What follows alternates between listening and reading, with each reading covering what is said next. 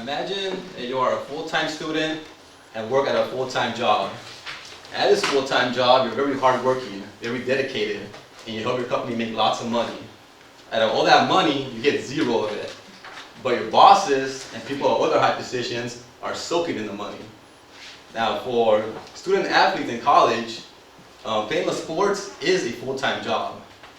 Now, according to ESPN.com 2011, the Big Ten Conference, which includes universities such as Michigan and Ohio State, have a television deal that results in revenues between 20 and 22 million annually. As a whole, the college athletics is a billion-dollar industry.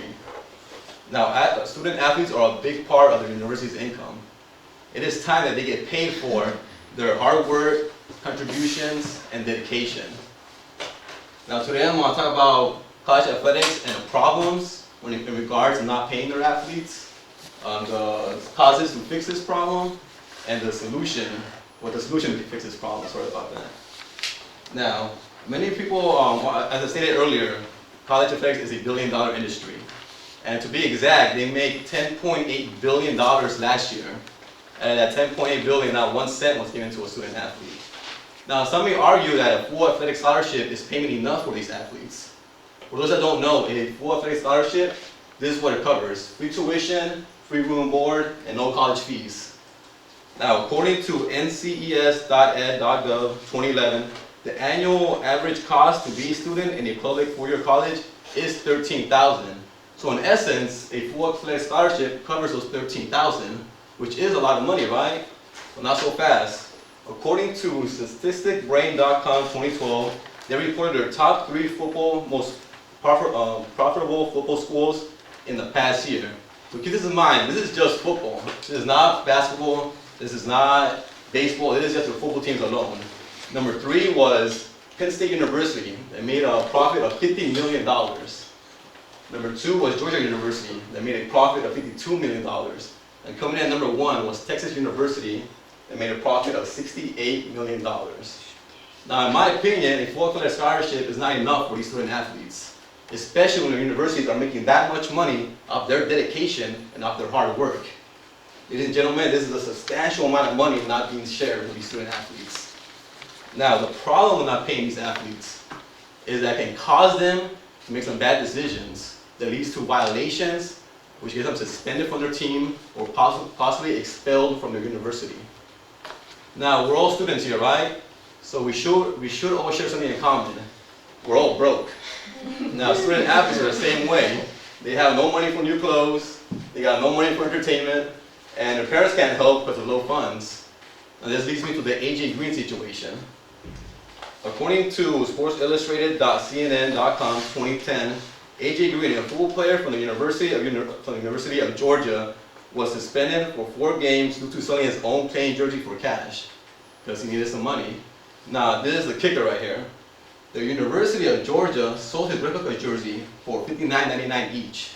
They also sold his authentic jersey for $150 each. And trust me, they sold many, many A.J. Green jerseys. Now, I don't find it fair that a university can sell a player's jersey and make a profit out of it, but when the players themselves try to sell their own jerseys, they get suspended. This situation with A.J. Green wouldn't happen if you were just to pay these athletes. Now, this leads me to a similar situation.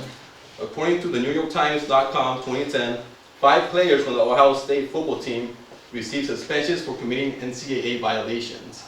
These suspensions were due to them selling memorabilia, such as their own championship rings. So these athletes were so broke and needed money, they had to sell something as valuable as a championship ring. Pretty sad in my opinion. But listen to this. According to BleacherReport.com 2013, they reported in this same year, the Ohio State athletic program as a whole made $118 million of revenues. Again, this situation wouldn't happen if the university would just share the money with their athletes that bring in all this money. So that leads me to this. How do we fix this problem? Should be pretty obvious by now. Does anybody want to guess? Nobody? I'll tell you then. You pay them. 2 simple words and 3 exclamation marks are the answer right there. Now, I recently interviewed Steve Fabian, who was the former Palm Springs football coach, 2013. And I simply asked him, should college players be getting paid? And he stated, and I quote, hell yes. So how should we pay these athletes? Well, there's many opinions that first there should be a stipend. Who doesn't know what a stipend is, that is a fixed payment or an allowance.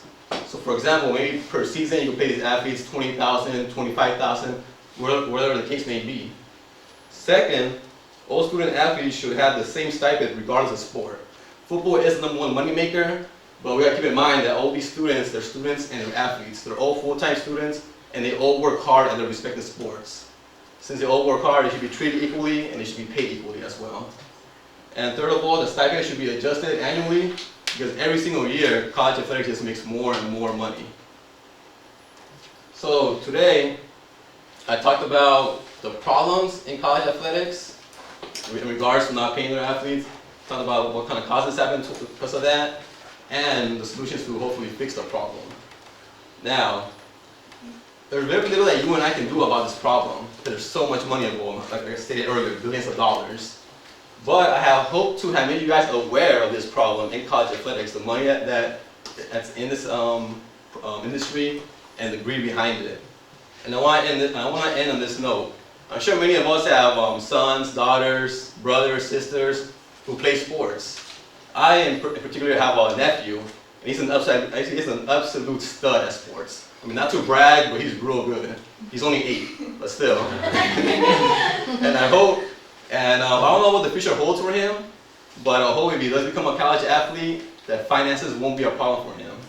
I thank you guys. You guys were a great crowd.